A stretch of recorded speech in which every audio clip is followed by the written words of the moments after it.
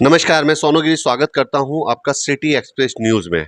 आज हमारे साथ हैं जगत गुरु चंद्र स्वामी जी के शिष्य सुनील चंद्र स्वामी जी महाराज। आइए जानते हैं सुनील चंद्र स्वामी जी महाराज से कि आजकल क्या चल रहा है। सर, स्वागत है आपका सिटी एक्सप्रेस न्यूज़ में। धन्यवाद सोनू गुरु जी। सर, जैसे चंद्र स्वामी जी महाराज के गुजर जाने के बाद में काफ़ी दिन जो है बीत चुके हैं, तो अभी आप क्या कर रहे हैं? मैं अभी उनकी गद्दी पे बैठा हूँ हुँ, और मैं उनके कार्यक्रम को आगे बढ़ा रहा हूँ। हुँ, पूजा पाठ में लीन हूँ मैं हुँ, और अपनी साधना में लीन हूँ हुँ, और देश हित के लिए कुछ करना चाहता हूँ। हुँ, उनका भी विचार था देश हित के लिए कुछ न कुछ करना। हुँ। वही मेरा विचार है कि देश हित में कुछ न कुछ करना है और देश हित के लिए सबसे बड़ी चीज़ होती है राजनीति। तो हमें राजनीतिक क्षेत्र को बहुत अच्छी तरह से सुधारना है। तो सर, आगे आने वाले समय में आपके क्या प्रोग्राम्स हैं? आगे आने वाले समय में आपको मालूम ही है 6 प्रोग्राम तो मैं साल के करता ही हूँ। 2 मेरी नवरात्रि रहती है, एक स्वामी जी का जन्मदिन, एक स्वामी जी की पुण्यतिथि, गुरु पूर्णिमा और दिवाली के ये प्रोग्राम करता हूँ। आगे भविष्य में मैं पूजा पाठ करता रहता हूँ, ठीक है? कोई भी व्यक्तित्व किसी चीज़ से परेशान हो, कोई हवन करवाना चाहता हो, कोई पूजा करवाना चाहता हो तो मैं कर सकता हूँ और मैं राजनीतिक का एक ध्रुवीकरण चेंज करना चाहता हूँ। तो वो ध्रुवीकरण क्या है सर? ध्रुवीकरण आप देख रहे हैं कि आज की राजनीति कितनी गंदी हो गई है, ठीक है? और हमारा देश लोकतांत्रिक देश है, जहाँ सबको बोलने का अधिकार है। आज देश की वो हालत हो गई कि एक नागरिक को कोई बोलने का अधिकार नहीं है, ठीक? राजनीति वो होनी चाहिए कि जहाँ सबको बोलने का अधिकार हो। सब एक साथ जुट होकर के एक साथ बोल सके। झूठ पे कभी राजनीति नहीं चला करती है। तो सर, जो यहाँ पे आश्रम है ये आपका, इसका क्या पता है कि अगर कोई शिष्य आपसे मिलना चाहे या मिलने की कोशिश कर रहा हो, तो वो आसानी से आ सके?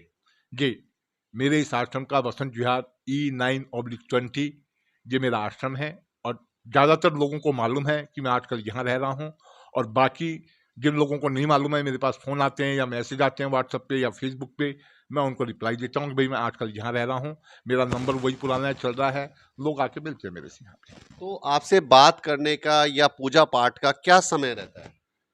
मेरा पूजा पाठ का समय है, मैं पूजा पाठ में 1 बजे तक पूजा पाठ में अपने बिज़ी रहता हूँ।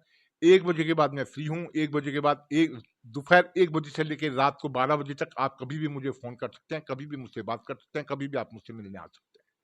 जैसे कि अभी नवरात्रे आने वाले हैं, तो नवरात्रों में पूजा पाठ का कौन-सा समय उचित रहेगा और जिससे कि लोगों को क्या संदेश देना चाहेंगे? नवरात्र 26 तारीख से नवरात्र शुरू है। नवरात्र में कोई व्यक्ति 9 दिन के नवरात्र करता है, कोई 8 दिन का करता है। हम जो नवरात्र करते हैं वो दुर्गा अष्टमी का करते हैं। हमारे नवरात्रि का टाइम होता है सुबह 9 बजे से, प्रथम पाठ जो बैठता है वो सुबह 9 बजे से 12 बजे तक। 12 बजे फिर हमारी आरती होती है।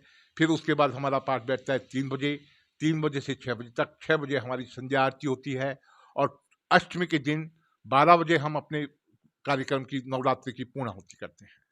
तो जैसे कि लोगों में आजकल हर जगह जैसे दो चीजें चल गई हैं। त्योहार कोई भी मनाया जाता है, नवमी है तो दो नवमी कर दी जाती हैं, अष्टमी है तो दो अष्टमी कर दी जाती हैं। तो हमारे जो हिंदू धर्म के अनुसार कौन सी अष्टमी या नवमी हमें मनानी चाहिए?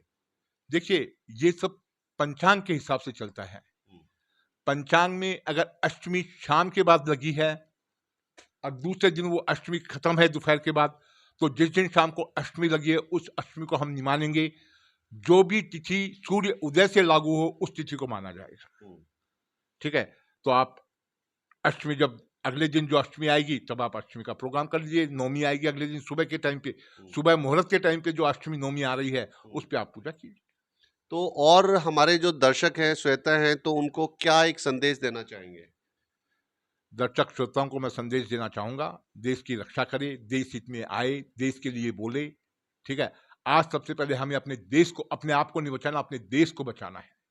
एक महामारी से हम निकल के आए हैं, दूसरी महामारी से देश को बचाना है, तो दूसरी महामारी से बचना है हमको। तो ये बहुत ही अच्छा सवाल है और हमने देखा भी जैसे कोरोना आया, कोरोना में लोगों ने अपने आप को छोड़ कर के दूसरों की रक्षा करी, दूसरों को बचाया। तो हमारे वही काम आना है जो आप दूसरों की सेवा करोगे, आपने अपने लिए तो बहुत किया, अब दूसरों के लिए करके देखो। तो यही आपकी जो है देश हित की जो सेवा रहेगी और यही आपका जो है एक अच्छा उद्देश्य होना चाहिए मुझे लगता है। तो और सर क्या कहेंगे आप? बस मैं इतना ही कहना चाहूँगा।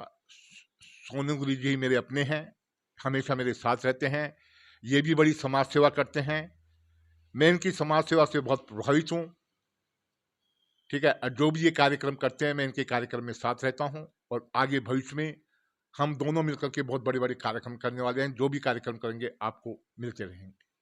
तो अभी हमारा आने वाला एक कार्यक्रम है सुनील चंद्रा स्वामी जी के सानिध्य में ये प्रोग्राम होने वाला है स्वच्छ एंड साक्षर भारत अवार्ड। हम बहुत ही अच्छे उन लोगों को जोड़ना चाहते हैं जिन्होंने कुछ किया है देश में या आगे करने वाले हैं। अगर आपके भी आसपास कोई है जिन्होंने कोरोना काल में सेवा करी है या अभी कर रहे हैं या सामाजिक कार्यों में बढ़ चढ़ करके हिस्सा ले रहे हैं, तो हमें आप हमारे दिए गए नंबर पे आप ज़रूर कांटेक्ट कर सकते हैं। हम उनको सम्मानित करेंगे। अच्छे-अच्छे लोग आएँगे, अच्छे लोगों की वजह से ये प्रोग्राम उन्हीं की तरह से होने वाला है और हम चाहते हैं कि आप अपने आस-पास जो भी आपको अच्छा लगे कि ये जो है हर सामाजिक कामों में हिस्सा ले रहे हैं, हमें ऐसे लोगों की जल्द से जल्द लिस्ट भेजें और जल्द से जल्द बताएँ ताकि हम उनकी लिस्ट जो है अपने उसमें लिख कर के और उन लोगों को सम्मानित करें। तो और सर इस प्रोग्राम के बारे में क्या कहना चाहेंगे? स्वच्छ भारत अभियान जो होगा एक बहुत अच्छा अभियान होगा। इसमें ऐसे-ऐसे लोगों को लेके आएँगे जिन लोगों ने कोरोना काल में सेवा की है। डॉक्टरों ने, वकीलों ने, पुलिस वालों ने, जिनको सरकार पूछ नहीं रही है, उनको अवार्ड दिए जाएँगे। तो ये था हमारा आने वाले प्रोग्राम के बारे में अपडेट। हमारा प्रोग्राम का नाम है स्वच्छ एंड साक्षर भारत अवार्ड, जो कि हम जल्द ही आपके बीच लेकर आ रहे हैं। नवरात्रों के बाद हम इस प्रोग्राम को करेंगे और इसमें हमारे पास लिस्ट आनी शुरू हो गई है। तो आप भी जो अगर देख रहे हैं, हमें भी ऐसे लोगों के बारे में ज़रूर बताएँ, जिन्होंने कोरोना काल में या फिर उससे पहले या आज बाद में जो लोगों की भलाई के बारे में सोचते हैं। तो इसी के साथ मैं विदा लेता हूँ। धन्यवाद।